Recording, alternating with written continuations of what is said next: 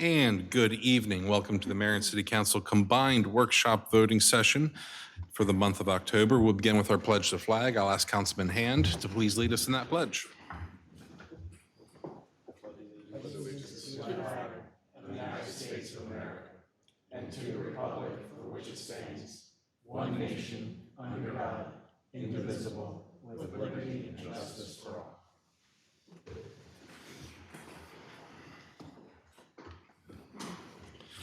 Thank you, Councilman.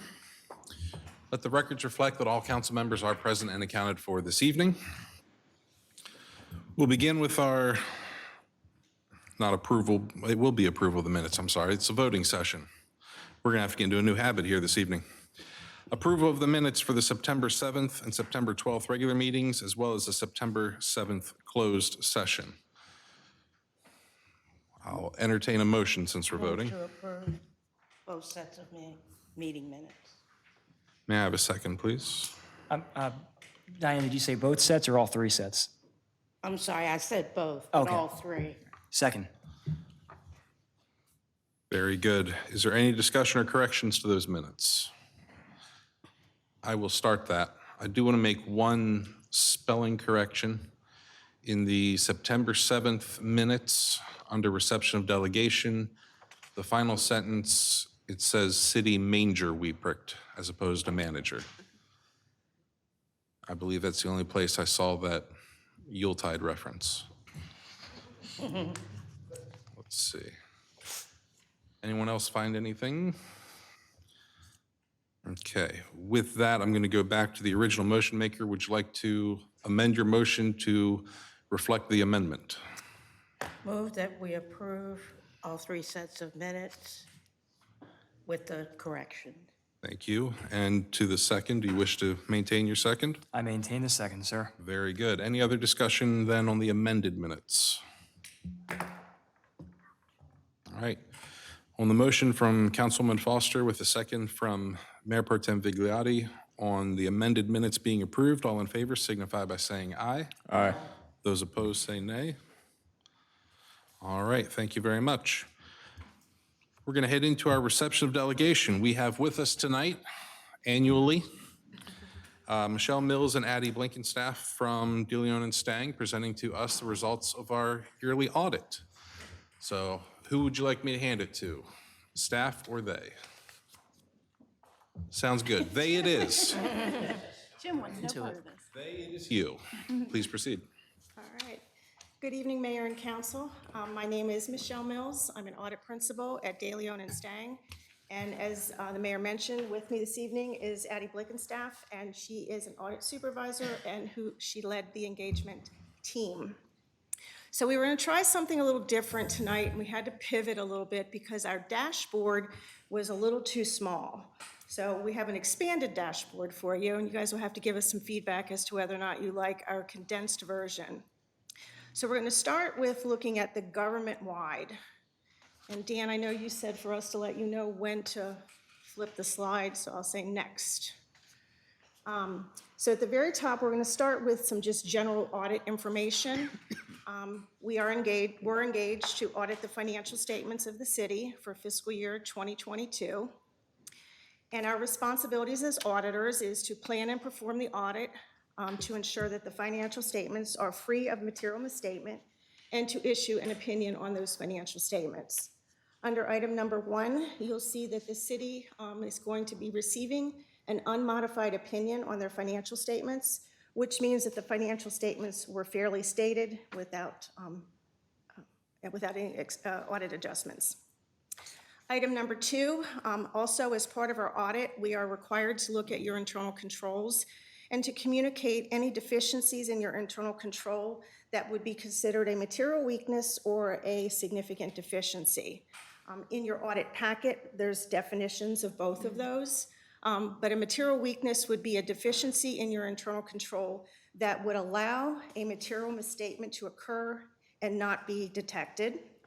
And a significant deficiency is something that is less severe than a material weakness, but important enough that we should share it with you, those charged with governance. And there were no material weaknesses or significant deficiencies detected during the most recent audit. Under number 3, we did a hybrid approach for this year's audit. We did come on site for some preliminary testing as well as some final testing, but some of our work was performed remotely. We have found that to be a really good combination. I think the staff would agree. All transactions were found to be properly recorded and supported, and that, again, as I mentioned, there were no audit adjustments as a result of our audit procedures. We're required to communicate to you a series of other items, which includes significant estimates. In preparing financial statements, there may be estimates, and the most significant ones used for the city would be the AR allowance and the estimated useful lives of your capital assets. We're also required to communicate any significant note disclosures in the separate document that you have that we also call the governance letter. It outlines all of the significant disclosures, but we just highlighted them here. Pay particular attention to Note 2 to your financial statements. Your cash deposits were fully insured at the end of fiscal year 2022. Again, footnote 3 highlights the assessable base. Footnote number 4 shows the capital asset activity. Footnote 5 highlights your outstanding debt. And footnote 6 of particular attention because it shows your annual pension contributions. The last item under the general audit information deals with difficulties, and we're pleased to report that there were no difficulties in performing this year's audit. Next. We're now going to give some very top-level financial highlights, again on a government-wide basis, which would mean that these numbers are including both your general fund and enterprise fund figures together. So the city's total assets were $49.7 million, which was a $4.5 million increase from the prior year. Total liabilities were $14.1 million, or about a 7% or $1.1 million decrease from the prior year, as we would expect because we know the city is paying down their debt on time. Government-wide net position was $32.3 million, of which $9.3 million is restricted of that balance. Overall, the city reported an increase in net position of $1.7 million. Item number 5, total revenues for the city were $10.5 million, which was very comparable to the previous year. You can see only a $32,000 decrease. In number 6, we highlight the total government-wide expenses were about $8.8 million, again a $1.1 million decrease from the prior year. Something new for fiscal year 22, the city received their first ARPA payment, again the American Rescue Plan Act of $3.4 million, which was received. Only $179,000 was spent through 6/30, and the remaining amount is represented as a deferred inflow, split equally between government and business type activities. Again, a deferred inflow just means unearned revenue. You don't have matching expenses to earn the revenue just yet. And number 8, total debt payments due within the coming year, fiscal year 2023, are $896,000. Next.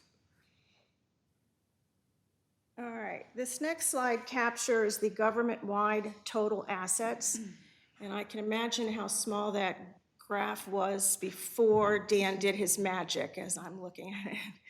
So you can see the largest part there, and again, I'm even struggling at this big one. The 57% of your total assets was capital assets, and then the second largest is your cash and cash equivalents at just over 10.7. Thank you, Addie. I'm like looking. And then your restricted cash balances at the end of fiscal year 2022 was just over $9.6 million. Next.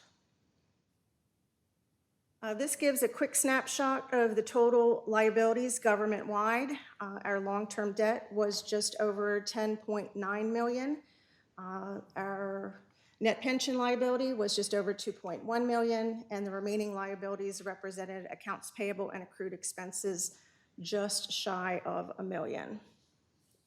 Next. We're now going to take a step down from the government-wide and just look at general fund financial highlights. Again, so a lot different numbers. So total assets of the general fund were $7 million, $1.7 million increase, 32% from the prior year. Total liabilities were about $501,000, a $65,000 increase from fiscal year 21. As mentioned on the first slide, total deferred inflows were $1.6 million, which again represented your unearned ARPA revenue as of year end. Assets minus our liabilities equal our fund balance, which was $4.9 million, and it breaks it down into 4 different categories. $33,000 was considered non-spendable. $266,000 was committed for open space park impact fees, again for future park capital projects. $15,000 is assigned related to the police impact fees and non-cancelable lease obligations, and the remaining $4.6 million remains unassigned or unrestricted. General fund total revenues were $5.4 million, a $369,000 or 7% increase from the prior year. General fund total expenses were $5.3 million, a $205,000 increase from fiscal year 21.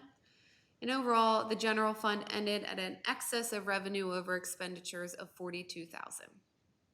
Next. This next graph, and again, we're not here to focus on numbers, we're just here to focus on graphics, again, gives the budget to actual results of the general fund. So the first 5 categories on the left-hand side are our revenue, which as you can see, the blue is the budget and the orange is the actual.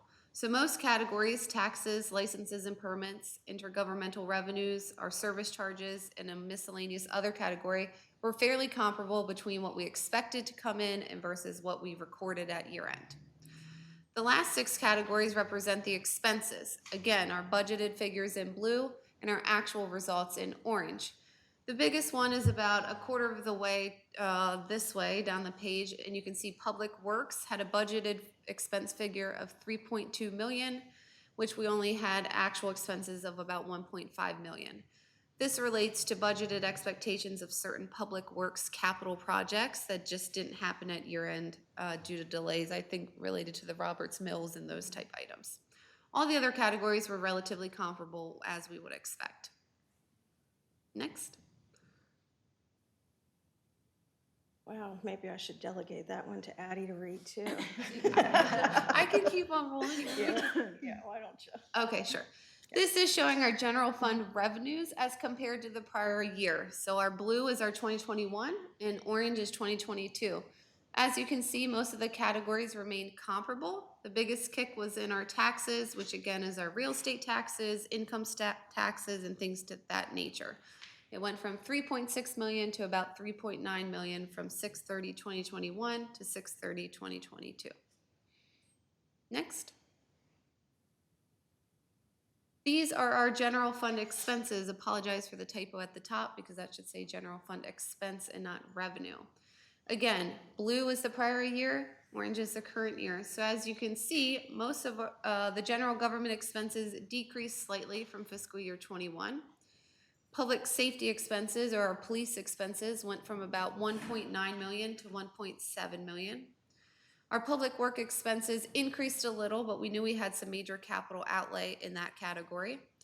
Parks and Recreation went from about $501,000 to just over $1 million. Again, a lot of park-related capital projects in fiscal year 2022. Economic development and our debt service payments remained comparable year over year. Next.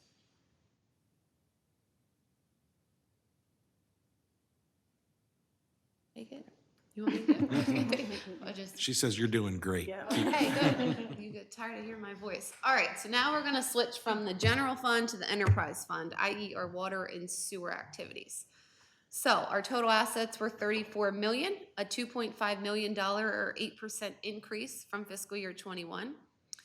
Enterprise fund total deferred outflows were $380,000, and just a reminder, these are all related to the required pension of the state.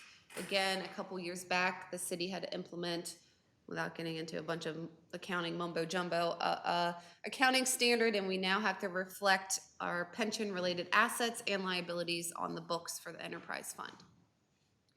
Enterprise fund total liabilities were 10.6 million, a 731,000 decrease. Enterprise fund total deferred net position of 20.4 million. 9.5 million of this is invested in capital assets. $9.3 million is restricted for specific purposes, and 3.1 million is unrestricted. As a reminder, the $9.3 million that is restricted is related to the benefit assessments that you collect and that are kept for future capital projects related to water or sewer activities. Total deferred inflows were 1.8 million. Again, 1.6 of this was related to our unearned ARPA funds, and the rest was pension related. Water and sewer total revenues were 5.2 million, a $400,000 decrease from the prior year. Enterprise fund total expenses of 3.6 million, a 274,000 or 8% increase. And overall, we ended the year positive with an increase in net position of 1.6 million. Next. Again, similar to what we just did for general fund, this is comparing the water and sewer revenues from 2021 to 2022. As you can see, the only real bucket was the first bucket, charges for services. And if I'm remembering correctly, this decreased as the benefit assessments received in fiscal year 2022 were not as high as fiscal year 2021. And as Barry explained, development is still happening, however, has slowed down slightly. So those collections aren't as great. Next. Enterprise fund expenses year over year. As you can see, our salaries, professional fees, utilities, supplies, depreciation, pretty much every category. The maintenance one, the second from the right, is the one that kicked probably the highest, going from 222,000 to about 391,000, while all other categories remained fairly comparable. I think last we have is just if you have any questions or if we could expand on any of the items. Again, this was a more condensed version, but we felt that it would be better to just give you top level information. Thank you, Addie. I'm going to start. Remind me, does net position reflect depreciation? Yes. It does, okay. So those enterprise fund figures would reflect depreciation expense. Okay. And when you're looking at your government-wide financial statements, depreciation is being factored in. Okay. I assume we have less depreciation in the government or in the general fund than we do in the enterprise. Is that correct? Statements real quick. Yeah, your numbers, I think, are fairly substantial, but for Right. sure, the business-type activities have more assets to depreciate than your general government activities. Okay. Just gotta go back here. As they search for that, I'll ask, in terms of the budget we passed to where we were year end, in your professional opinion, how close were we? Were we off a bit? Were we high? Were we low? Can you kind of put that in a little more plain English? We have some people in the gallery that I think we kind of need to express how our budgeting was. Sure. I'll let Michelle flip to that. And remember, in our audit report, we are only required to report budget to actual results of the general fund. Right. So we can certainly get you that data for enterprise, but we don't have it at the moment. So if we just do top line, your total revenues, your actual results were $450,000 more than what you budgeted. Okay. Okay. Total expenses were $1.9 million less than what you budgeted. Again, as I mentioned, it's because that Public Works, you had a big capital outlay figure in there, Right. and you didn't actually have the expense come in. Overall, I'm trying to think. Again, see that Public Works capital outlay is really throwing your numbers. It skews it tremendously, yeah. Yeah. Right. Because that was, you budgeted, where am I at? 1.7 million, you only had $237,000. So $1.5 million difference between that. Really So skews it's really things skewing quite a the bit. bottom line there. Right. Yeah. So if we were to add any additional comments, your final appropriated budget showed you anticipated using your fund balance to cover projects that just didn't happen. So that's why you ended the year with a positive instead of dipping into your fund balance. Right. Which is a relief. We didn't have to dip into fund balance, but it's also projects that have not come to material yet. And then, Mayor, to answer your question, for Yes, ma'am. general government activities, the depreciation expense is about $575,000. And for your business type activities, it's 1.1 million. So it is pretty significant numbers. Okay. All right, I'll go to the council. Do you have any questions, comments? Did you want to, all right, thank you, Councilman. Two very brief questions. First of all, can we get a printed copy of the presentation from this evening? Is that all right? Thank you. And then the second question, and Michelle, you know, I ask this every single year. Did you happen to find any financial malappropriation or misappropriation, anything missing, anything that was untoward in practice? And I'm probably going to answer it the same way I answer it every year. If we were to find it, we would be required by professional standards to communicate that to you in writing as soon as it was detected. And so, as I mentioned when we first started, there were no significant deficiencies or material weaknesses in internal control identified during the most recent audit. Thank you very much. And I think that certainly speaks volumes about our staff and the work that they do. Absolutely. And thank you very much for taking the time to put this together for us as well. All right, anyone else? Our leftover ARPA money, is that sitting in one bucket or was that? So that is, Correct. split 50-50 between Okay. general and water sewer, because it's estimated, again, based on your fiscal year 2023 budgeted expenses, that you'd use it about equal amongst those two activities. Right. Yeah. Again, that might shake out a little different, but that was the best estimate. And again, that would be management's expectation as to how the funds would be used. There's no requirement that it be spent that way. Correct. Yep. Just a comment, speaking for myself, I really enjoyed the condensed version. Definitely very easy to digest, and thank you for being here. Thank you. You're done, it's not even 9 o'clock yet. I mean, that's, Because I remember these used to go on for a very long time, so this was good. They remembered. all that dread for nothing today. No, I'm kidding. I'm kidding. Anyone else? Questions, comments? How do we feel? Everyone, they seem happy. They're content up here, so I think it's a, I would like to give a big thanks to Barry. She gets everything ready, she submits it on time, she answers questions timely, and it goes very smooth.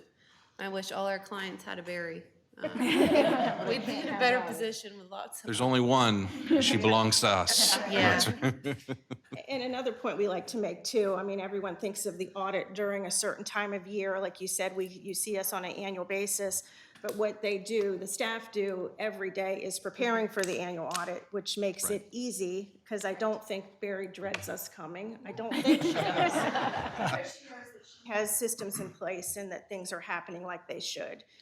When you dread the audit, it's because you know you're not doing what you're supposed to be doing. You're in over your head at that point. Yeah. Yes. Very good. Well, if there's nothing else, Barry, would you like to add anything? It's just always a pleasure working with them, and Very good. Well, it's always an adventure. we appreciate the hard work of everybody here for making that happen. I thank you so much for the presentation. And with nothing else, you are free to leave if you wish. That's right. Thank you. Thank you.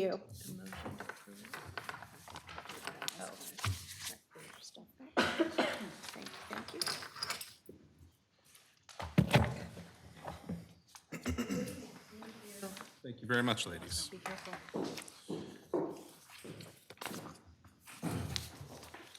Mr. Merrick, one quick point of order, or I guess agenda-related question, and I may just not be seeing it, or I might just, do we vote to approve the report? That was my next question. Oh, okay. All right, with that, Ms. Weeper, would you like a vote from us to accept the audit? It's just a little bit farther down on the agenda. Is it? Yep, right after your public comment. Okay. It's short, it blends in. Yes, Got it. it's a very brief. Under approval, fiscal year 2022 audit. Oh, yeah, I didn't even see that. Yep, that makes all of us then. Okay. Thank you, Jim. Very good. We're going to move right along to asking members of council if they are conflicted on any agenda items this evening. No, sir. All right. With that, we're going to move into public comment pertaining to non-agenda items and agenda items. We're doing it all combined here. If you would like to speak about anything under the sun, this is your moment. Please identify yourself. Same rules apply as before. You're going to get 3 minutes, and it's not going to be a back and forth, so on and so forth. Any questions? I hear none. Please proceed. I have a handout here, that I'll hand out at the end. My name is Chris Tillman. I live at 10 York Street, I'm owner of George's on York Bed and Breakfast.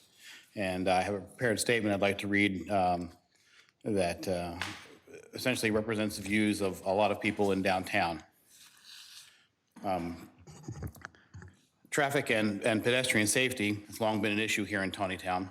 There are constantly discussion threads on the various town Facebook pages about speeding through residential streets, failing to stop at stop signs, and pedestrian near misses, among other complaints. While there is much discussion, the people of this city have seen no real tangible results. The sardonic joke is always, does someone have to get killed before they do something about it? And as you are aware, in the past month, a jogger actually was struck and killed on Trevanion Road. Someone was flown to shock trauma from Memorial Park after a terrible accident on York Street. And I joined the growing number of people who nearly became statistics after being almost run over in the crosswalk on Baltimore Street by a car that barely slowed down to make the turn, much less stop for a pedestrian in the crosswalk. It is long past time we need to do something about this. We desperately need measures enacted to counteract the epidemic of lawless driving on our streets, and we need enforcement, we need awareness, and we need this to become a visible priority for the mayor and the council. Those of us in the downtown community know what it is like on a daily basis to have logging trucks, dump trucks, cement trucks, chipped up pickups with modified exhausts, and NASCAR wannabes flouting our traffic laws, waking us up at the wee hours of the morning and keeping us up late at night. It is neither safe nor welcoming to visitors and potential customers for the downtown businesses, nor is it so for the scores of children that attend dance classes at the Taneytown Dance Center and for the parents who bring them there. The long-awaited bypass would be a big part of the solution, and we recognize that the city has been working diligently to restore the bypass to the county transportation priority list, even to the point of buying property to preserve right-of-way corridor. And while we realize that the bypass is a large part of a longer-term solution, we simply cannot wait that long to act. I have here an action plan outlined to increase awareness of pedestrian crossing in the city streets and to abate some of the traffic issues plaguing not just downtown, but all of Taneytown. It's a plan that increases awareness through traffic calming measures, signage, increasing traffic enforcement. It can be implemented in phases, and much of it is relatively inexpensive. I know that many of these measures are being or have been considered and pursued, and for various reasons have faced resistance and/or outside interference, but it is time to bring these back to the fore. Some of the things suggested in this plan require buy-in and assistance from our friends at the Maryland Department of Transportation, as the main streets through town are actually their roads. Unfortunately, they have shown little appetite in the past for doing anything that helps the people of Taneytown. It took until this summer to finally get more than 2 white lines across the road to define the crosswalks in the square downtown. And sadly, this is only in response to achieving and maintaining a revised standard and not in a particular interest in the safety of the people of Taneytown. Every other town in the county has fake and/or real brick sidewalk crossings at their main intersections, pedestrian crossing locations, but not Taneytown. Other towns have flashing lights on crosswalk signs, walk light signal delays, speed monitoring display devices, advising motorists of their speed, but not in Taneytown. Other towns have reputations as places you don't want to speed through because of enforcement. Taneytown used to have such a reputation, but it does not anymore. Vehicle speed and speed enforcement is one of the primary issues and was a factor in the recent incidents. We understand that the police department is doing their best and is actively studying how to best deploy their thinly spread resources. The traffic situation highlights the need for hiring of additional officers for the city to reach its full complement for the size of its population. In the interim, assistance can be acquired from the county sheriff's office and Maryland State Police, which could also include DOT inspection and weight enforcement for the high percentage of trucks traveling through town. While effective, cameras for speed enforcement and red light enforcement are expensive. Mdot has policies which govern when and where they can be used. Exceptions can be made, of course, but as mentioned earlier, Taneytown does not seem to be on a priority list for the at the Mdot level. Also, these cameras can cost upwards of $100,000 per installation. That doesn't preclude their use here, but it certainly makes the process of getting them more difficult. And to that end, they were not considered as part of this plan because the immediacy of their application is highly doubtful. Likewise, physical traffic calming measures such as raised sidewalks, raised crosswalks and street narrowings and pedestrian islands on the main drag are not practical in this application because of the amount of traffic on the main streets. And they're also very expensive, and so likewise, they were not considered.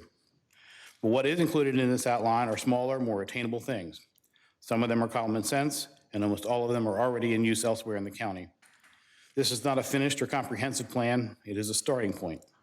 These are things that would certainly help, and many of them can be done right away.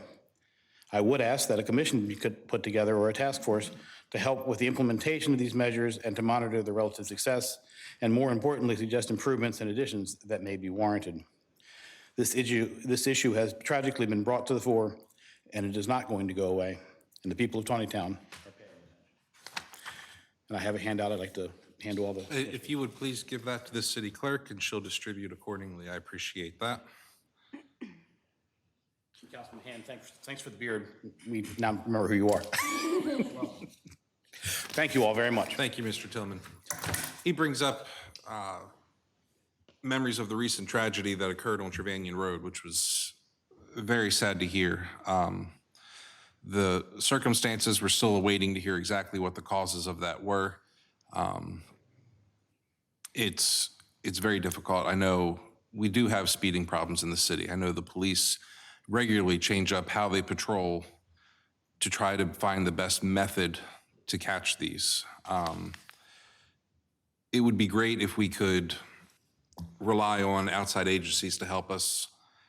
We have the same number of officers on duty at a time as the sheriff's department, and they have to cover an entire county with that. State police in the area, similar issue. It's very challenging. I think we'll find the solution. We are regularly in contact with State Highway. We have offered to implement some of these things on 140 ourselves on our dime and have not heard back regarding that. We are looking for ways to improve. Don't get me wrong. I was very thankful that the crosswalks were improved. I was very thankful that they put up the horse and buggy signs at the edges of town. Important things we asked for, and they responded, I assume, because they were easy for them to do. We need them to take a few more steps for that. I appreciate speaking to Mr. Tillman earlier today. I believe he and I are going to be working together on quite a few things to help raise some awareness and maybe bring a little more common sense to drivers and pedestrians both. So more on that coming in the future, but I appreciate the comments, and we're going to continue trying.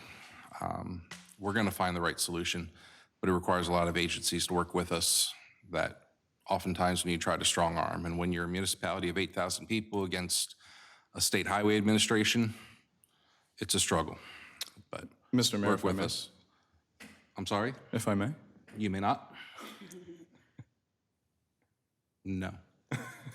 I do want to emphasize that Mr. Tillman's suggestion about a citizens task force, I don't think is a bad idea.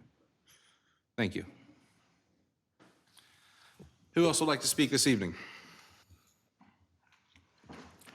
Public comment?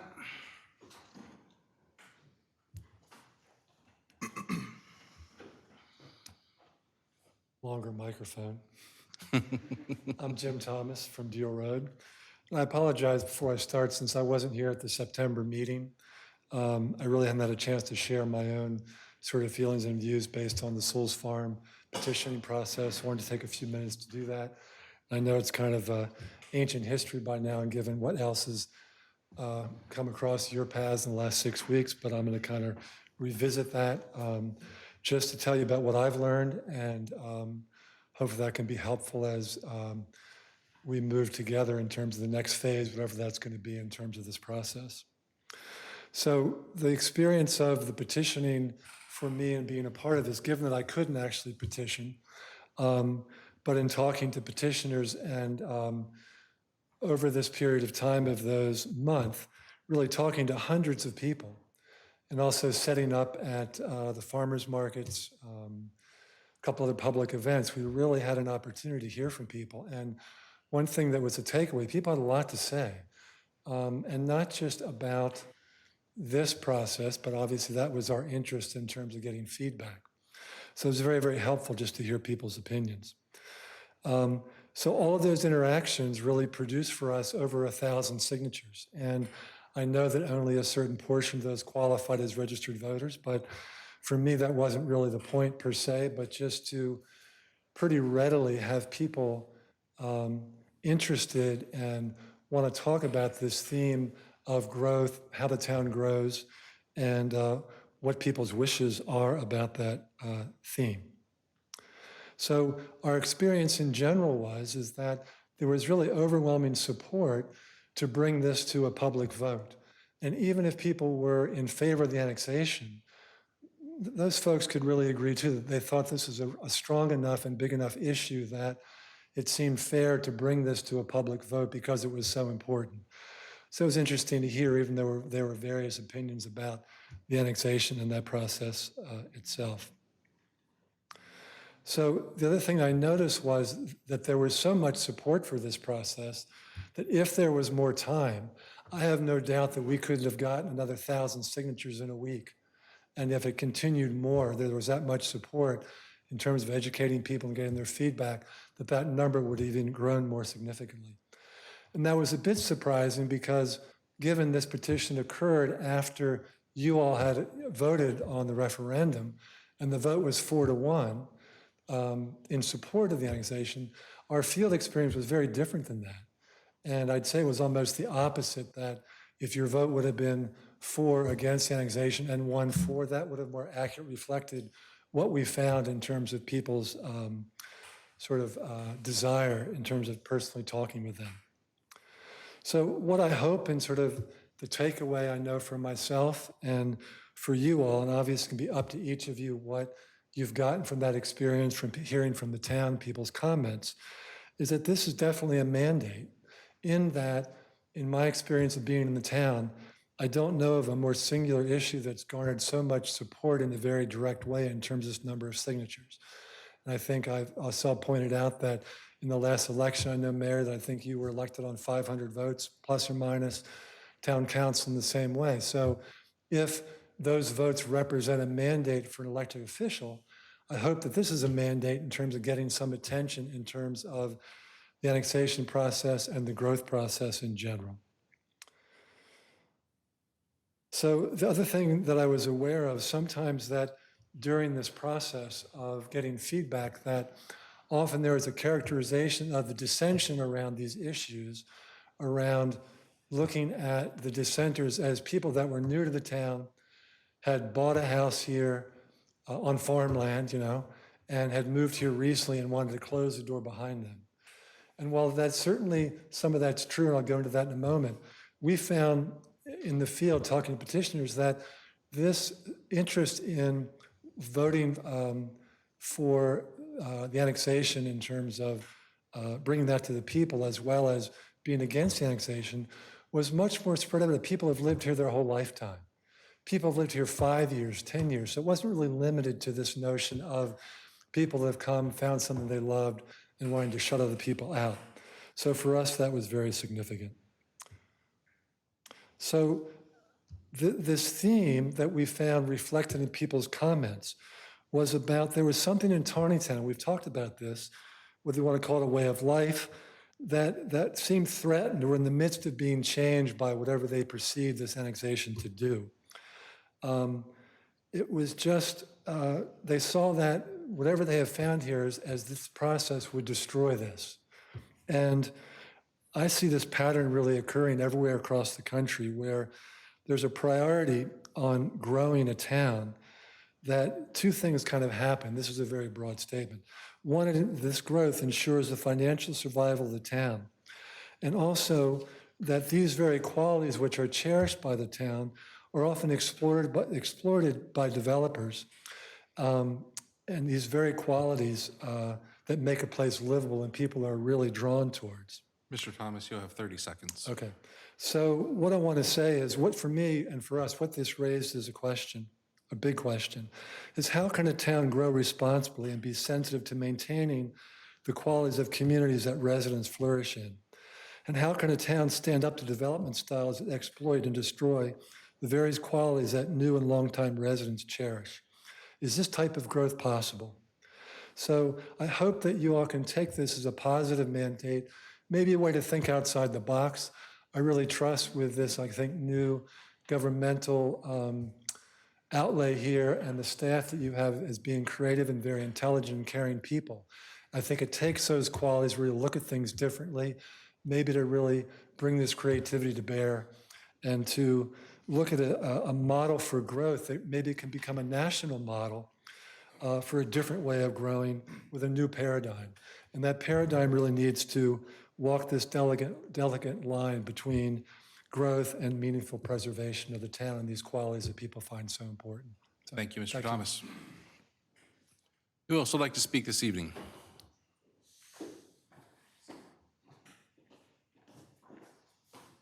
How's it going? Christopher Miller. I just wanted to touch base on some things that have happened recently. You know, for mayor and city council, it's fine if you guys express opinion on a candidate's campaign and stuff like that. But some of the issues I've had recently is actual city officials on when conducting city business have brought up campaign and how they felt about a campaign and whether somebody's allowed to do this campaign. Any kind of stuff like that should be brought to the individual by the city instead of, you know, brought to somebody as they're conducting business. For instance, somebody I knew met with somebody here in town, and the city official basically was questioning whether I was allowed to run for mayor of Taneytown. And they based it on whether I had enough years here in Taneytown.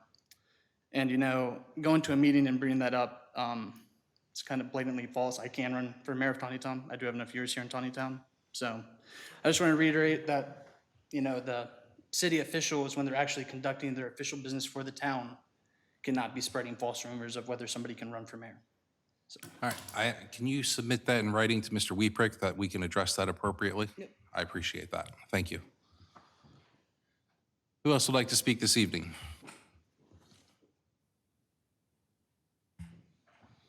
All right. Hearing nothing further, we're going to move into our resolutions, ordinances, and agreements for the evening. First off, we are seeking approval of the fiscal year 2022 audit that was presented to you earlier, and I will entertain a motion. So moved. All right, I do have the motion from Councilman Foster. Who would like to second? I'll second. Very good. Any discussion, questions, comments?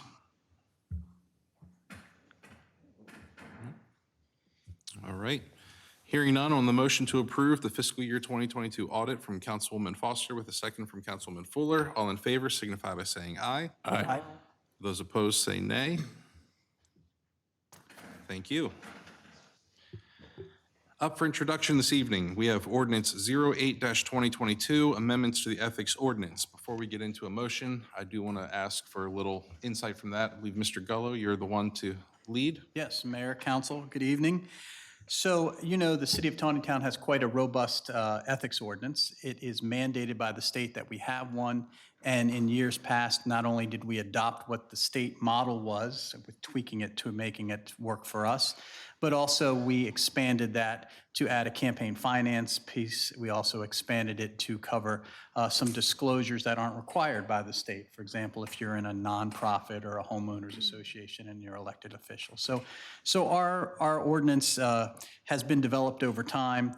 And any ordinance that is passed by any town on ethics has to be approved by the State Ethics Commission. So our ordinance was approved by the State Ethics Commission back in the day when it was done. So we're talking probably 10 years ago, 8 to 10 years ago. In the meantime, the state, the legislature in the state, has passed changes and requirements that are necessarily mandated to us to make changes. So in 2021, in the 2021 session, there were changes that were required, 9 of them. And so we put them into our existing ordinance. And so what you have in front of us is, I'll call it a working draft because it's all marked up and so you can understand it and where it is. I made it very simple. I highlighted the new areas, even though it's italicized and deleted. And there really isn't much choice. You can't say, I don't want that. Eventually, the Ethics Commission for the state will come calling saying you're out of compliance. We can change some of the language. If Councilman Vigliotti doesn't like the words, he can change words that mean the same thing, but it has to be pretty much that way. So that's what you have in front of you. As a courtesy, I sent this to the attorney that represents the State Ethics Board and said, hey, can you look at this before we take it public? Because it's quite a process to get this adopted. And they looked at it and got me the comments back on Friday. Just some minor changes. They said like a grammatical change and things like that. But they also wanted us to include changes that were from 2019 that were not in our ordinance, dealing with lobbying provisions. And I think when in 2019, we didn't have to have those, but they said you might as well have them. Most towns now have them. We don't have lobbyists practicing in front of us, so it's kind of a moot point, but it needs to go in there, and that is not in the version in front of you. The process goes like this. If you're okay with this, you'll introduce it tonight, and then it'll be shelved because it needs to go to the State Ethics Commission, not just their attorney, and be reviewed officially and acted on at their meeting where they say, yes, this meets the muster, we approve it. And then it can come back to the city after we get that approval, and then you can adopt it at that point in time. So that's step one with all of this. To delve down deeper, our ethics ordinance has certain mandates. It says you can't, it's a conflict of interest to do these things. You can read that in there for yourself. There's an example. But there's also the financial disclosure piece of the ethics ordinance. You're all very familiar with that because you all have to fill them out. Candidates have to fill them out. That's a requirement of state law that is put into our ethics ordinance. Well, some of these changes that are highlighted in there will necessitate that our forms that everyone fills out have to change because there are certain things now you have to disclose you didn't have to disclose before. You all don't adopt the form. Our ethics commission adopts the form. So why I say this is a cumbersome process is this gets introduced tonight, you say it's fine, it goes to the State Ethics Commission, they're not gonna deal with it till November. It'll come back in November and then that we hopefully will deal with it in December and adopt it. Then our Ethics Commission has to act, make changes to the forms so that they can be sent out hopefully in mid-January so that you all can fill them out by the end of January line. That makes sense. So I can highlight what these are. They basically, none of them seem to really apply to anything we've ever dealt with, okay? They deal with, the most complicated one was whether you own pieces of a business, which you've always had to disclose, but there's one, it's number 9 that comes out. I think it's in a new section 6.2 for you, but to try to explain it gives you a headache. If you own, for example, 10% of an interest, and that 10% of an interest in a business also owns 25% of another business interest, then you have to report that, okay? And it goes on beyond 25%. If that 25% owns a 50% interest. And so I called up and said, this has to be a typo because this doesn't really make any sense to me. And they said they see it a lot with developments. So if like a partnership and you own a 10% interest in a partnership, normally you wouldn't have to disclose that because it's a higher level if you own that. But if that partnership owns 50% interest in another business that does development in town, then you would have to disclose it. And it goes on from there. Again, a little convoluted for what we normally deal with. The one that I thought was like the best of theirs, because most of them don't really make much sense other than they have to have it, is that you can't retaliate against an individual or an employee for reporting or participating in an investigation for any ethics violation. I thought that went without saying, but now it's being said. The rest are pretty straightforward. So if you have any questions, I'd be happy to answer them for you. Some of these additions are clearly targeted to certain organizations that work with local governments. Does that have, how much of effect does that have going forward?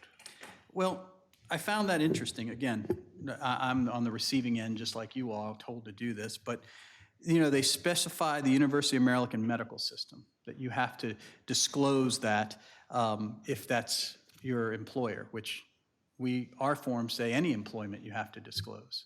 And our forms don't require you to tell how much you make. You know, you fill those out. You're an employee of Frederick County. We don't ask the salary level. But if we did ask the salary level, we can't ask the salary level for those types of positions, which I thought was strange, but that's a carve out. Again, doesn't really apply to us because we don't ask those questions to start with.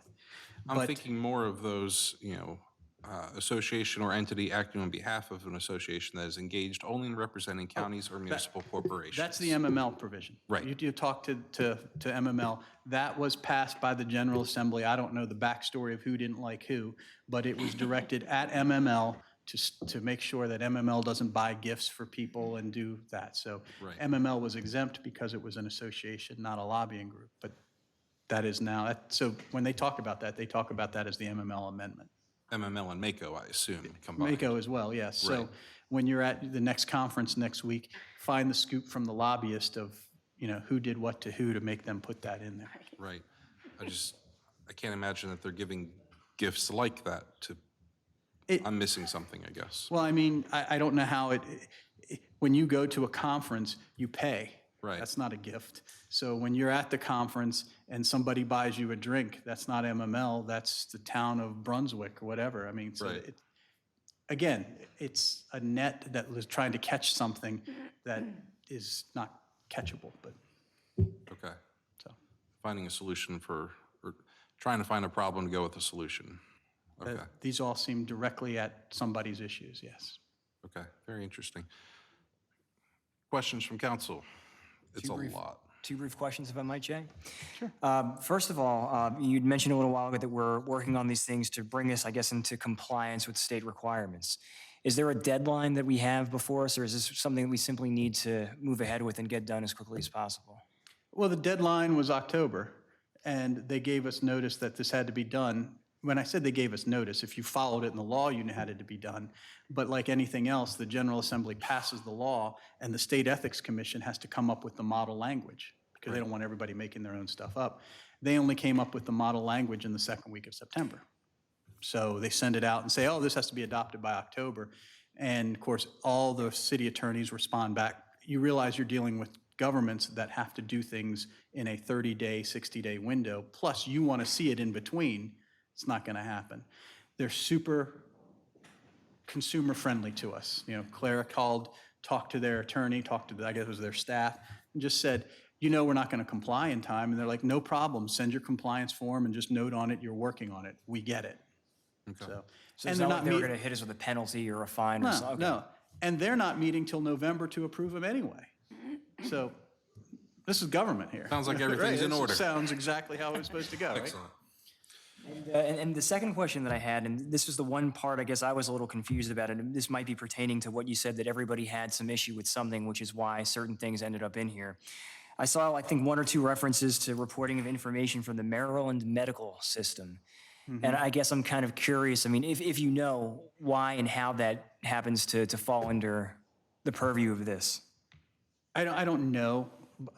All I can tell you is what I've seen in the past is that sometimes people with the high-level jobs, like they work for the governors or something like that, and then when the term is over, they start moving into the private sector, which really isn't too private, and go to work for like Hopkins or Maryland or something like that.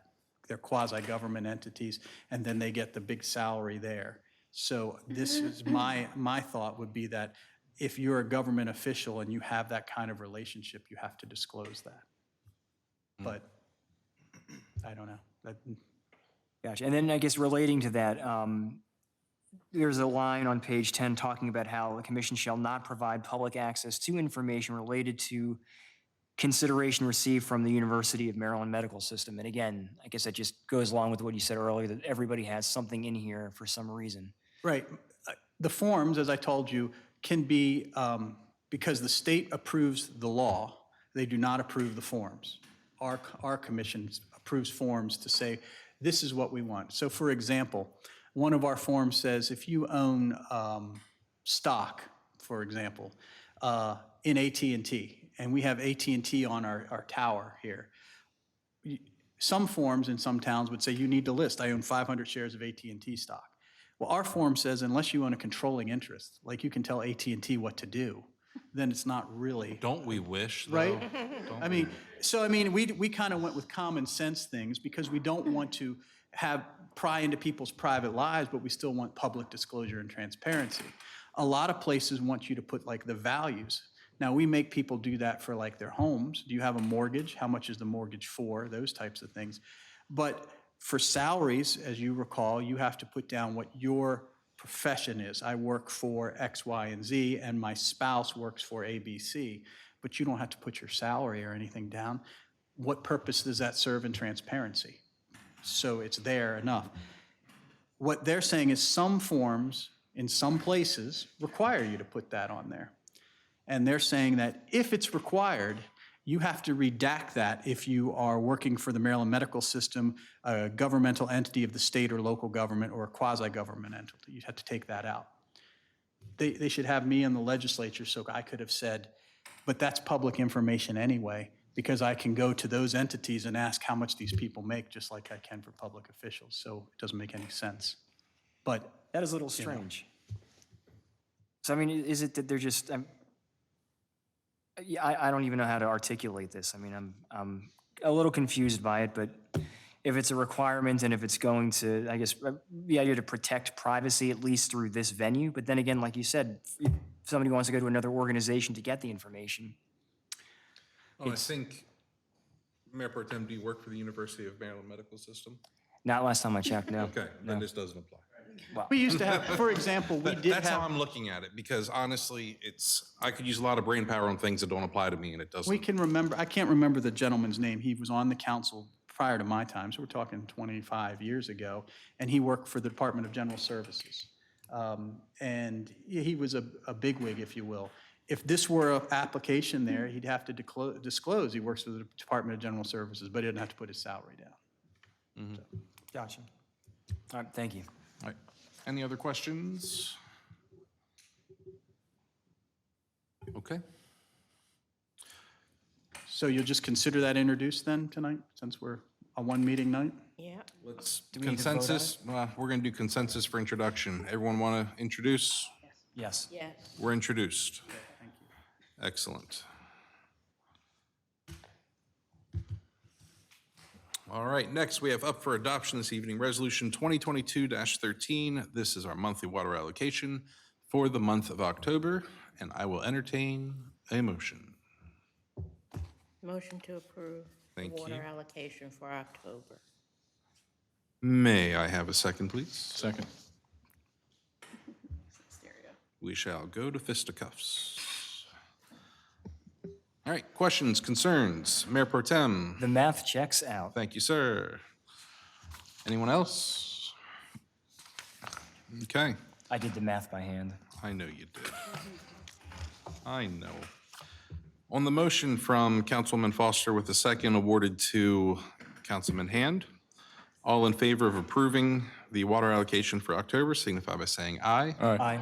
All opposed say nay. Thank you. Mr. Weeprick, do you have a city manager report for us this evening? Sure do. I'm going to keep it kind of brief tonight. As far as the charter and code updates, discussions ongoing with the Planning Commission. We've kicked around the urban mixed district regulations, equivalent front yard revisions, and the restricted general business district. And hopefully next month, we will have draft ordinances for the equivalent front yards and the restricted general business district for you. And just to refresh everybody, while the Planning Commission has input on those, the ordinance itself will ultimately be passed by Mayor and Council, so it'll be introduced here. Planning Commission gets to comment on it. Now, they've already had some input into, what's going to be in the draft, of course. But you'll introduce it, they'll officially comment on it, it'll have a public hearing before adoption, so we're looking at a couple months process. Right. So Meadowbrook Interceptor, COVID, nothing really to report there. We have tweaked our testing protocols again for COVID, in response to some things that we've encountered over the past couple months. Nothing huge, it's just always a moving target as the best practices and CDC recommendations change over time.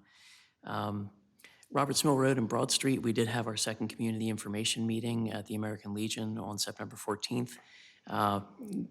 Well attended again.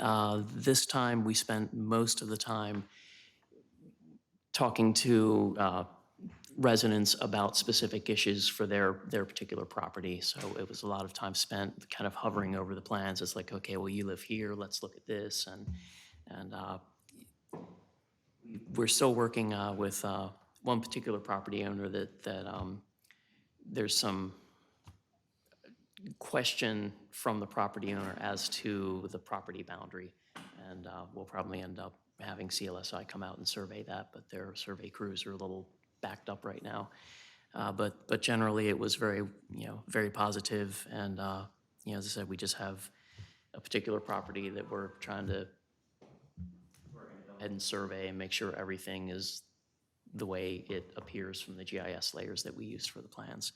So, and that has been, let me just double check it here. So Roberts Mill Road and also the sewer rehab project have both been placed out for bid. So things are moving along on both of those. And that's about it for me. Oh, I do have a quick water tank update. I know last month we talked about the possibility of not being able to do the belly or the underside of the tank because of some delays with AT&T equipment. In working with Suez, DPW, Public Works did push on that a little bit, and Southern Corrosion is going to go ahead and paint the entire tank with the exception of the legs. So we won't have to drain the tank again when AT&T does come to move the equipment. Great. So that was a positive. It apparently takes a bit more complexity to the rigging under the tank to do it, but that's what they're going to do. So some good news there. And also What's the timeline for that now? So we are hoping it's going to be within the next week, I guess weather permitting here. The interior's done, needs to sit for 10 days. Then there's a test that they do on it. And depending upon that, we may be able to fill it and then test the water again. And after that, we can put it back online, assuming everything goes correctly with the testing. So we're pretty close to filling the tank back up and putting it back in service. Okay. On that same topic, I do want to bring awareness to when we are prepared to do the standpipe, we're going to have to issue water restrictions. The way that gravity works, the location of that one, we simply cannot feed the city from one tower in that predicament, or in that situation. Is that what you understand from Mr. Smeek? There is more of a concern because the capacity of that tank is much greater than the eastern one. Correct, right. And yes, and we have seen with the voluntary ban that is in effect now, we have seen some pretty excessive lawn watering and things like that. To the point that I think it's reflective of our overall production numbers, that there is some just crazy water being put out on lawns. Right. And that's during a voluntary, restriction, where we've asked everybody to, make water conservation efforts. So if that's the response we get from voluntary, it may be necessary to do the mandatory restrictions so that we, maintain adequate pressure and fire flow, fire protection while that tank is out of service, because that's a much bigger storage vessel than the brake iron street tank. Right. So be aware, coming to a Taneytown near you. And what was the time frame for this, or we don't know yet exactly? Have they We provided us a don't time have frame? a start date on that one yet. Yeah. I believe I was told spring, but I may be off. So it's not now. You'll be made aware of when. Just need everyone's efforts as we get through that. Do we have any questions on the city manager report or the departmental reports? Oh, I had a question on the Parks and Recs. Yes.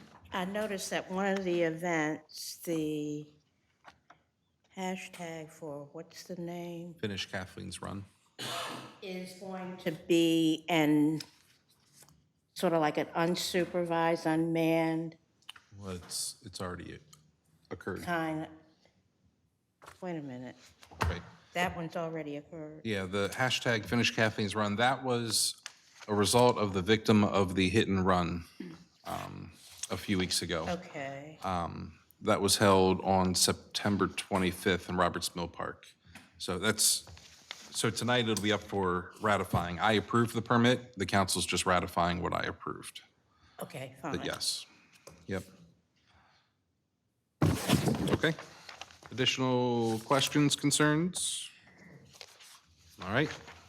Hearing none, we'll go to Mr. Gullo. Do you have a legal report for us this evening, sir? Yes, I'd like to update you on the one issue that's been pending, which is the Syrian land option, where we are purchasing 4.4 acres from Ms. Syrian to preserve the land in the bypass. And so this is how I understand it now. Whether you have a different understanding or want a different result will be up to you. We have executed the option, so we had an option agreement to buy it, which gave us so much time to study deciding whether we want it. And once we decided we wanted it or didn't want it, there was a deadline. We had to execute on the option. That deadline was the 1st of October. So we executed on the option, which means we told them we want to buy it. And the sale price is already negotiated per acre. It was the ag preservation value. And you already budgeted the money. It's between, I think, $50,000 and $60,000, something like that. So that is going to happen, and settlement must occur within 60 days from the time we executed the option. So before December 1st. So far, so good. You recall that we knew that when we did this option, we could not subdivide this 4.4 acres off. It would have to, because it's in the county, it's not in the town. So it would have to be added to an adjacent parcel as a boundary adjustment. And the county owns another piece, which is for the bypass alignment, that we can add it to. So no problem there. There was some discussion when we were putting this all together as to whether the county was going to give us their land, so it was now our land that we could add this parcel to, or whether we're just adding this parcel to the county land. So the Kings may have talked, but when the Pawns talked, they didn't really have an idea, and it came to me as we're giving the rights to buy this to the county to add to their land, but we're paying for it. So the county land that's there, plus the 4.4 acres we're buying, is going to be added to the county piece, and the county is going to own all of that. So if that is not the result you want, then the Kings need to get together again and get something figured out. As it was left with the county attorney, I am to draft the conveyance document, the deed that will work for this. The county is going to do the settlement on the transaction for the property owner, and we are going to pay the money. So that wasn't exactly how we had hoped it was going to go, my understanding. We knew it was a possibility, but we had hoped that when we're all said and done, since we're paying for it and it's our alignment and our bypass, we'd own it all. There is no objection from the county attorney's office. He was like, it doesn't seem like we would be doing it this way, but that's basically what we were told. I know that we really haven't gotten direction, but when the city manager talks to his counterpart, they kind of say, well, it's a process. It's a process for the county to go through, and that just can't be done in time. So that's where we are. So we're going to make it happen because we're preserving the alignment, we're buying the money, we're buying it, that's going to happen. But if you're not happy with the county having ownership, then you should lobby the county or the next Board of County Commissioners to make that donation back to the town of the entire process. How does everyone feel about that arrangement? Can I ask, just as a general question, is it more efficacious for us to have possession of the land, or is it more efficacious for the county to have possession of the land as it comes to impetus for the conduction of the project? The bypass project? Right. Well, it would seem to me that if we can control it, since it's our project, then we don't have to deal with other people and try to influence them. Right? I can't even influence them to give them the property to us. So what am I going to happen when I need to build a bypass for it? It was bought with the intent of it being in the bypass alignment. That was years ago. So I would always want the town to have it as opposed to the county, always. But So that brings up my second question. Are we under any kind of a time requirement as to doing this? Or is it simply something that could, say, be left standing for the time being as it is? I mean, is the county in a rush to get the land within their auspices or under their auspices, or? we have to, you're registering the awkwardness. We have to consummate our deal with the Syrians before December 1st. And to do that, I have to add it to the county's parcel or it won't happen. And there's no backing out now. This isn't like, well, now we don't want to do this. It's, Well, right. this has got to happen. So your decision, why I'm bringing it to your attention, is if you could get the county commissioners to give it to us, we could do it all at the same time, right? They transfer the property they own to us, and I transfer a deed that adds it and makes it bigger, and the city is the ultimate owner at the end. But they'd have to prioritize that. Is there any way to document that the whole purpose in wanting the property is for the sake of a bypass? I think city managers told them, I mean, they know that that's what this is for. Well, They- I know that Something they like that's know. documented, other than like a verbal, hey, it'd be nice if we could have a road someday. Well, we've asked, I mean, and we Right. put it in there, that's what this is for, but I also know that when we went to the county and said, hey, we're buying this property, you own this property, their response was, well, why do we own that property? We didn't know we owned that property. So if we get the wrong set of commissioners and they decide to liquidate property, they're going to liquidate our property too. Right. Because it's going to be their property. exactly, That's one of the reasons why. And right. the other reason obviously is, I mean, I'm not trying to be ugly to anybody, but the county hasn't actually been an advocate for our bypass. Amen. Okay?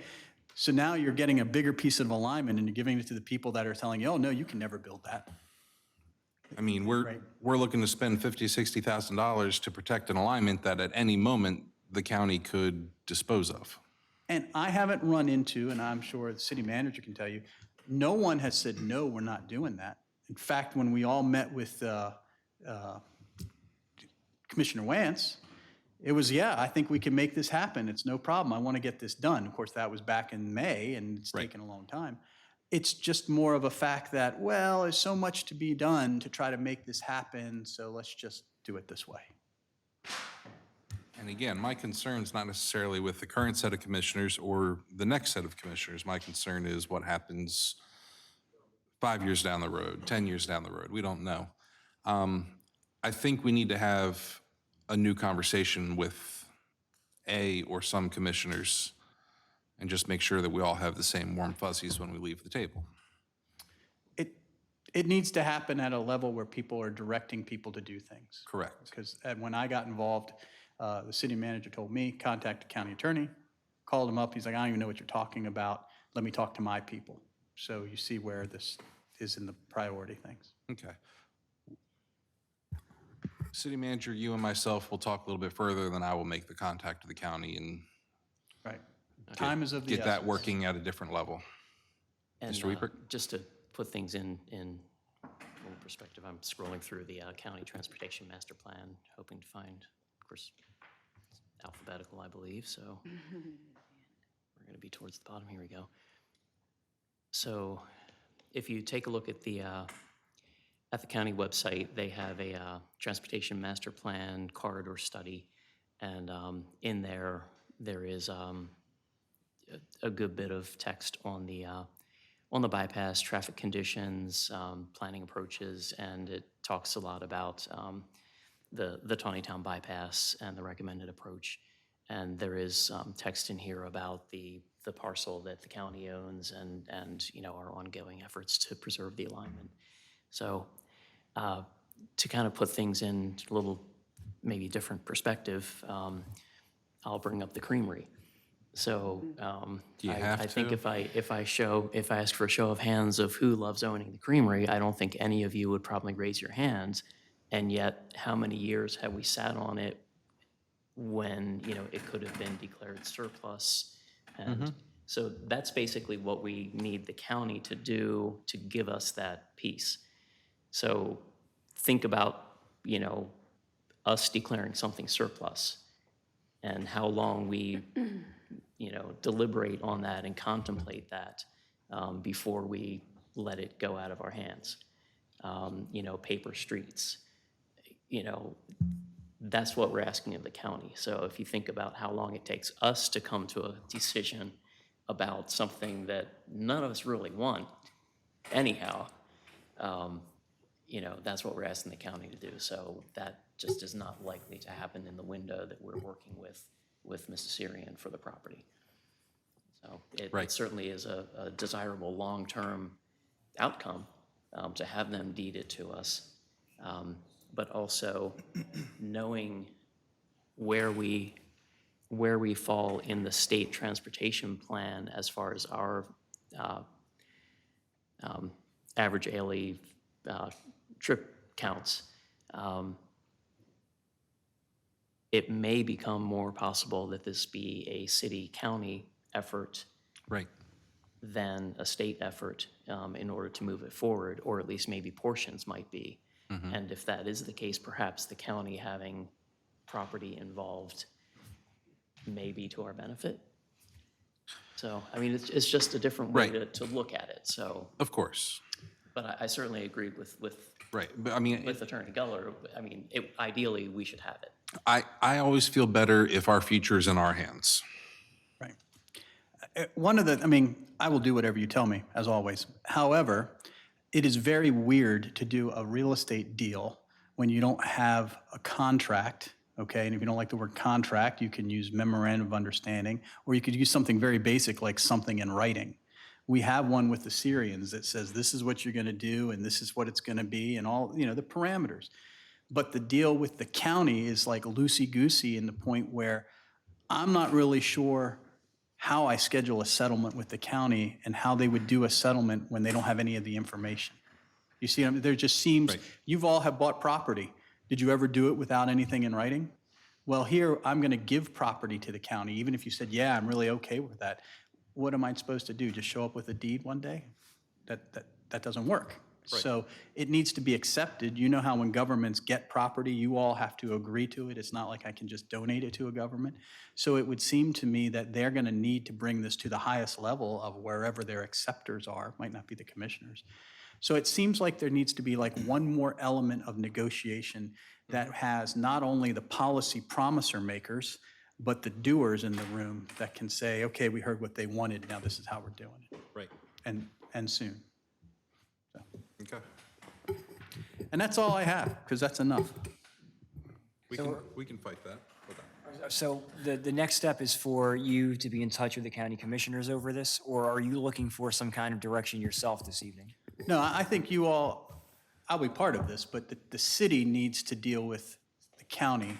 We have done everything we can to make phone calls. If you're not happy with what this outcome is going to be, then that's what I'm telling you, you need to do something. Right. They've worked at staff level, now we move to elected level, so we'll. And the timing will not work, just so you know, when you think about it, will not work until the new commissioners take office. Okay, we have to settle before December 5th when there's a new commissioner in office.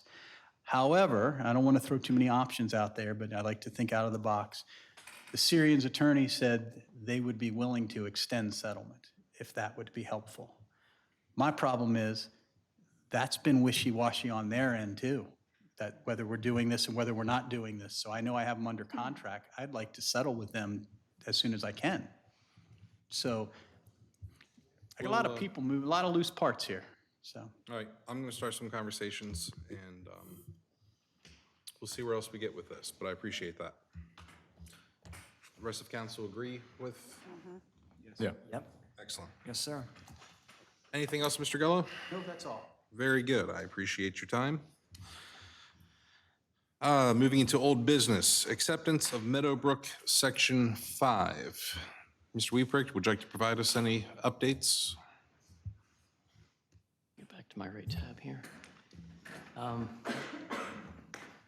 Section 5, this is the one we talked about last month. We Yes. were waiting for the manholes to be adjusted, and they were shortly after our business meeting last month. So that was the last punch list item. So Public Works has given that a green light now for our acceptance. Okay, so staff recommends that we accept Meadowbrook Section 5. With that, I will entertain a motion, and please specify. Motion to accept Meadowbrook Section 5 as completed. May I have a second, too? Second? Do you want it, Judy? I get to choose, thank you. All right, any discussion? All right. Hearing none on the motion to accept Meadowbrook Section 5 from Councilwoman Foster with a second to Mayor Pro Tem Vigliotti. All in favor signify by saying aye. Aye. Anyone opposed, say nay. Excellent.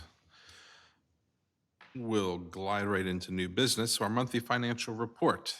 I'll entertain a motion from the council. Motion to approve our monthly financial report? May I have a second, please? Second. And open up for comments, questions. All right. On the motion to approve the monthly financial report from Mayor Pro Tem Vigliotti with a second from Councilwoman Foster, all in favor signify by saying aye. Aye. Aye. Those opposed say nay. All right, I'll ask the same of the accounts payables. May I have a motion, please? Motion to approve? And a second, por favor. Second. And again, comments, questions, heated debate? All right. On the motion to approve the accounts payables from Councilman Haynes with a second from Councilman Fuller, all in favor signify by saying aye. Aye. Aye. Any opposed, say nay. All right. Ratification of special event permit application for Coach Xavier Smith's fall basketball camp. It is a ratification. I've already signed the approval. I'm just asking for council to acknowledge and approve that I was okay in doing so. Motion to ratify? Thank you, Councilman. May I have a second to that, please? All right, comments? I hear none. On the motion to ratify the special event permit application for Coach Xavier Smith's fall basketball camp from Councilman Haynes, second from Councilwoman Fuller, all in favor signify by saying aye. Aye. Aye. Anyone opposed, say the nay. All right. Next, we have approval of special event permit application for the FSK FFA Alumni Car Show. And so this event is scheduled for next year, July 15th of 2023. I love when people plan ahead. Car, truck, tractor show at Memorial Park. I will entertain a motion. Motion to approve? May I hear a second? Second. There it is. Comments, questions? I do not see, am I missing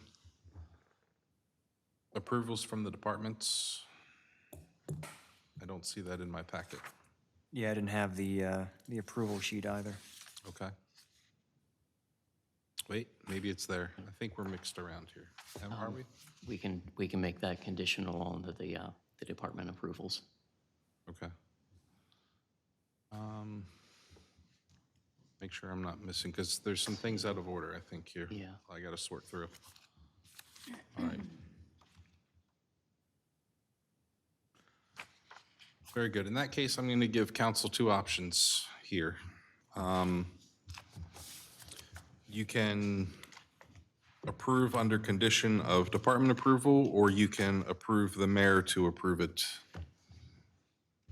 It's up to you. I think it makes most sense to approve under condition of department approval. I like that idea. I'll go to the original motioner. Agreed. Mayor Pro Tem Vigliotti, you'll amend your motion to that? Amended to make a condition on departmental approval. Great. Verification. Councilman Hand, you were the second. Do you agree with that? Very good.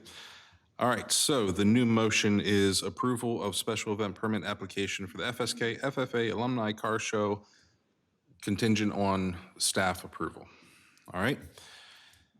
Additional comments, questions? All right. All in favor signify by saying aye. Aye. Those opposed say nay. All right. Number 5, surety reduction of Taneytown Crossing. Mr. Weeprick, would you like to open us? Yep, this one actually has been complete for quite some time, and the developer is trying to wrap things up.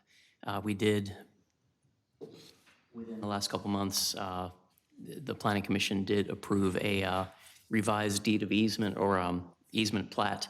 The streetlights that the city will be maintaining along the sidewalk fronting Harney and West Baltimore Street as you go around the curve at the intersection there. The streetlights were located just outside the line of the easement that was recorded originally. So Taneytown Crossing has given us another 10-foot utility easement to cover the area where the streetlights are. But aside from that, the project has been wrapped up for quite some time. With the exception of the streetlights, there's, the rest is private infrastructure. Very little new for us to maintain. But they're basically just requesting to go down to the maintenance level of surety. And the construction's been done. We've got the stormwater as-built, the stormwater management agreement, all that's in place. So we're just going to drop down to the 10% maintenance surety. At this point, we are not certain if the developer is going to want to reduce the bond or the bond they have in place, or replace it with one for the 10%.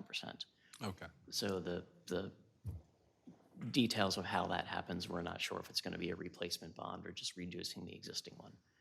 Okay. It goes down to 10%. Okay. How they do it is of no consequence to us up here, at least. Okay, I'll entertain a motion. Move to reduce the surety at Taneytown Crossing. Very good. May I have a second to that, please? Second. Very good. I'll begin the comments, questions, just regarding the issues with the backs of the existing properties and the old road and all of that is figured out, done, over with? It's figured out, it's not done and over with, but it's all Okay. figured out. We have the easement plats that we need to sign. This doesn't require the property owners to sign anything, the way it's been structured at this point. It only requires the city to do it, but we want the property owners to agree Right. to take it, even though we don't really need to. But Right. So that's the next phase, is property owner notification. And Okay. then it's ready. So that is in our court? It's in our court, and we Okay. don't need anything more from the developer or Okay. their attorney. I mean, they gave us everything that we need to do what we need to do, and we thought it best that the city take the lead in contacting the property owners. Okay. Very good.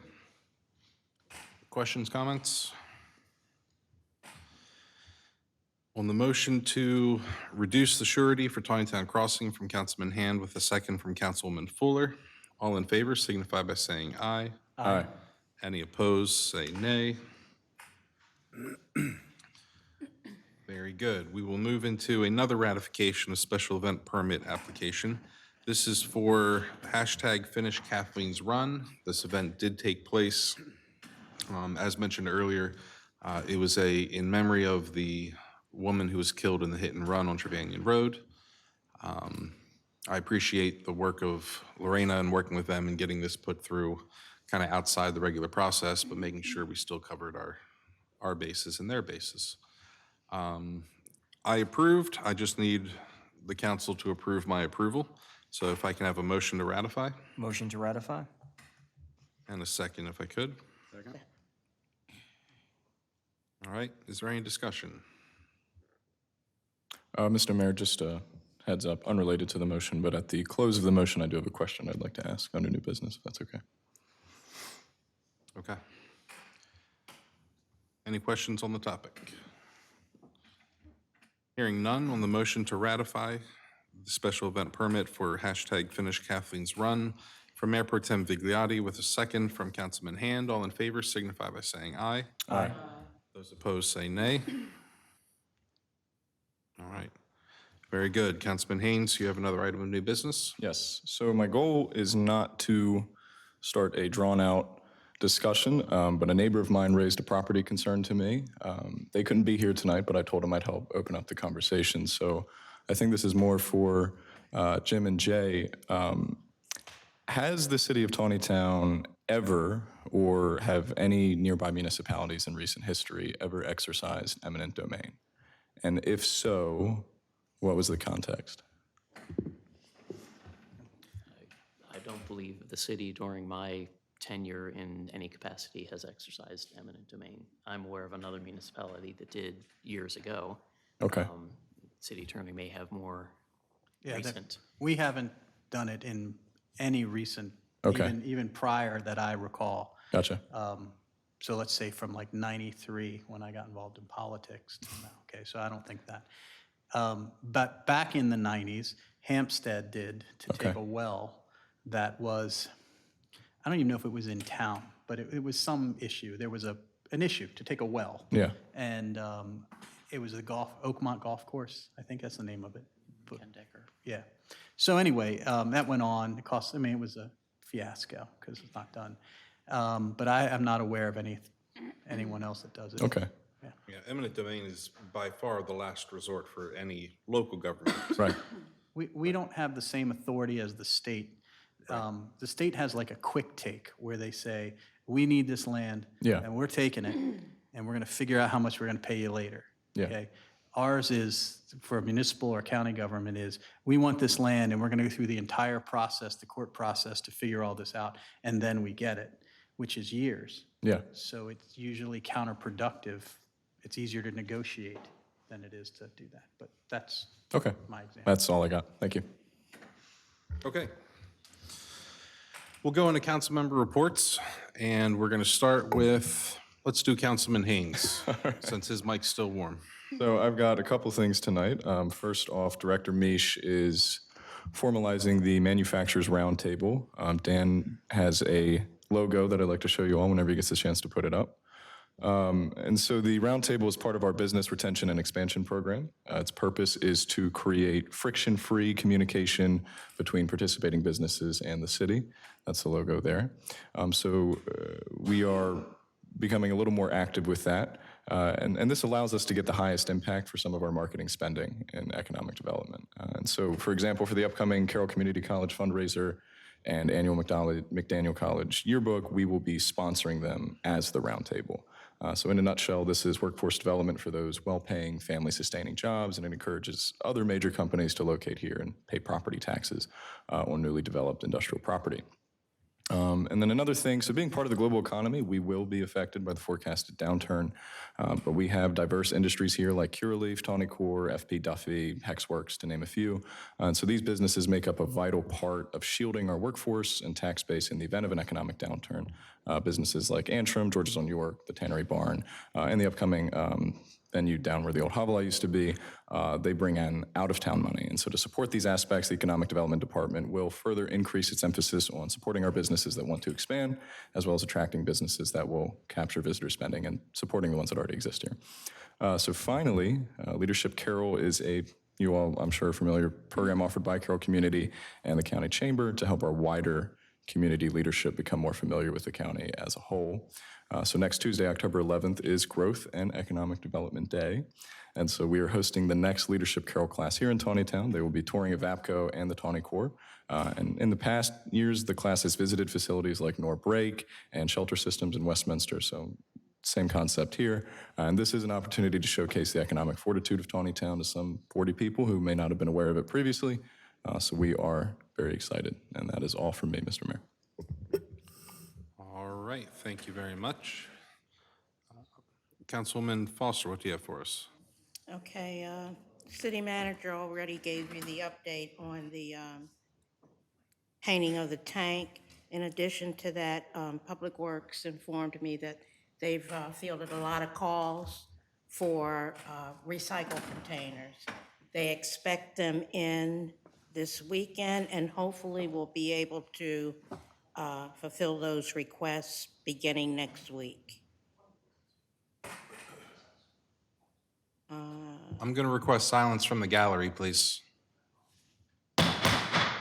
Silence from the gallery, please. It's distracting. Thank you. Continue, Councilwoman. And tomorrow, and I imagine that our economic development director will be there. Tomorrow morning, I'll be attending the economic forecast with the presenter, Anibal Basu, in Westminster. That's it.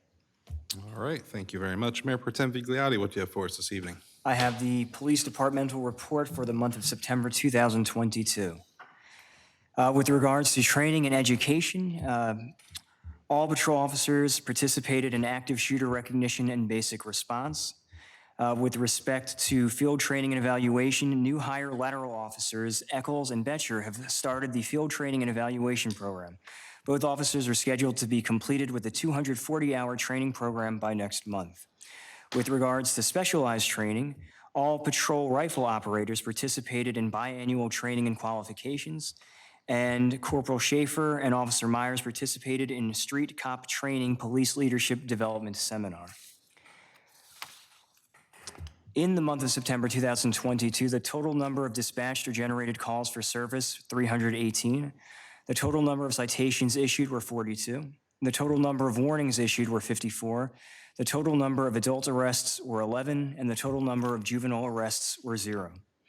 In the section of awards and promotions, we want to offer our congratulations again to Officers Romero and Williams for the life-saving efforts that were recognized when they received the American Red Cross Life-Saving Award last month. With respect to community outreach, members of the department provided security at this year's Harvest Fest.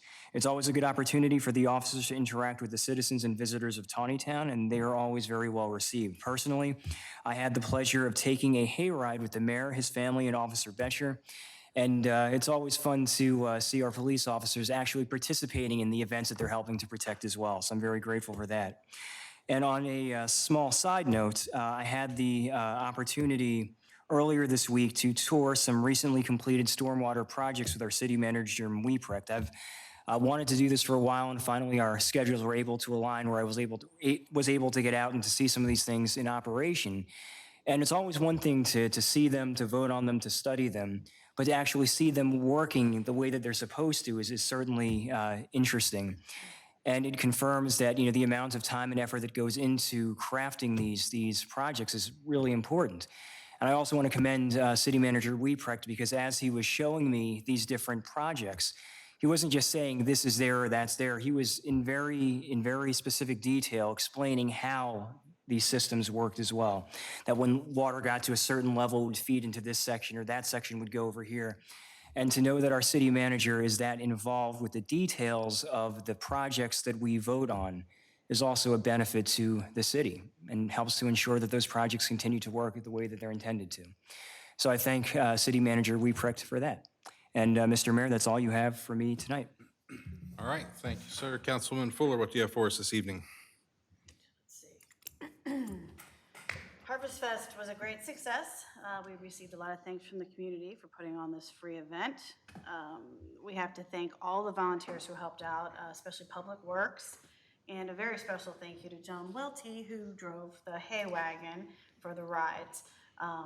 We've received a grant award from Chesapeake Bay Trust for $5,000 for the pollinator garden at Bollinger Park. This is going to cover over half of the anticipated cost of the 2-acre garden. And Public Works is going to be starting construction of the dog park at Roberts Mill Park this month. It's going to be located in the open space between the small pavilion and the soccer fields. So if you can imagine that area, I think it's a nice level area. The skate community is invited to attend a meeting at the Laughing Coffin on October 14th at 6 p.m. They want to, if they'd like to review the preliminary design of the rehab project and include some of their input, have the opportunity to let them know what they're looking for. The next event is going to be Sunday, October 16th. It's called the Unity Ride. It's going to be starting at Memorial Park at 9 a.m. with cyclists going through town, down to the roundabout, and then back to the park. All are welcome to participate. Saturday, October 29th, we have the Tales of Taneytown and trunk or treating from 2 to 5 p.m. at Memorial Park. And we have our photography contest, which is running until the end of this month. And our next meeting is going to be Wednesday, October 12th. That is enough. Thank you, Councilman. Councilman Hand, what do you have for us this evening? So at the last Planning Commission, we had a delegation that described a conversion of a dwelling. There's a dwelling pretty much across the street from Memorial Park, and it's going to be converted into Recovery 180 Counseling Center. And there was a favorable recommendation for that to proceed. Over at the Affordable Self-Storage, discussion about returning to the parameters of buffering from when it first came to be in the mid to late 90s. So recommendation to along the portion of the property that is perpendicular to 140, slats in the fence, and then the portion that is parallel to 140, return to the original landscaping buffer that's around that property. Phase 1 of the Bollinger project, we had a revision of plans submitted. CDM had addressed a lot of items about identifying this, that, and the other on the plans. The plans were truly impressive and large, and so all seems very strong with that. Let's see. And Mr. Wieprecht already mentioned the Planning Commission for supplementary, let's see, talking about yard exceptions. There was a lot of discussion about what do you do with a corner lot? You kind of have 2 backyards. So how do you address sight lines, 6-foot fence, not a 6-foot fence? How far away would that be from the sidewalk? So we're gonna have some field trips coming up so we can take a look at some of the issues, some of the properties, and we're taking a look at our neighboring municipalities to see how they may solve that in wording. We have the Restrict General Business District. We talked about some similar use wording, as well as adding some items to make that a little more flexible. Same with urban mix.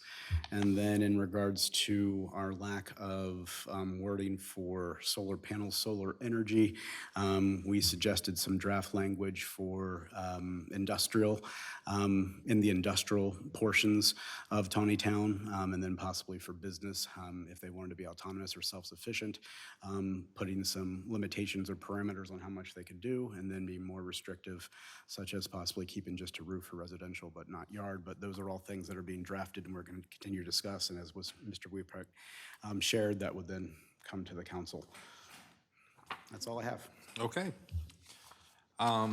September was a busy month. Goodness. I'm only going to cover a couple other things that I was very happy to be involved in. First was the Lions Club 75th Anniversary Charter Night. Took place at the Terra Rubra Activities Building. I know Mayor Pro Tem was there. Councilman Foster was there. Very enjoyable night, being able to celebrate with them their 75th anniversary.